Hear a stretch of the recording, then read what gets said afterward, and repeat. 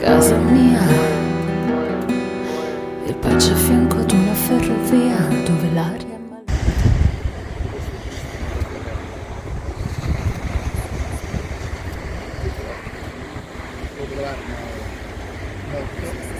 Che sicuramente non furono molto naturali. Ci siano stati i suoi assassini, anche lì resta un mistero.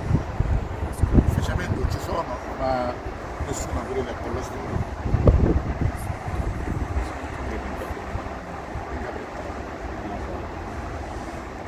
Magari c'è una versione che dice nel suo letto. Gente omertosa e potente. Che devono fare, diciamo, il rivestimento dei vasi, i lavoretti, eccetera. E c'era ancora qualche casa abitata. Ma lo scandalo grave è stato questo, che il signor Garrone, petroliere italiano, cercava un luogo dove fare una raffineria e ha girato la Sicilia. Prima pensavo di farla a San Vito Lo Capo. A San Vito Lo Capo dissero no grazie.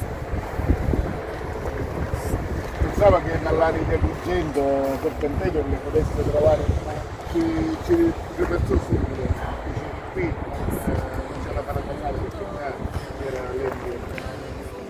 E allora procediamo per un'altra strada e avevano scelto Vendicari, dove c'è base naturalistica, e a Noto dissero no grazie, preferiamo il turismo.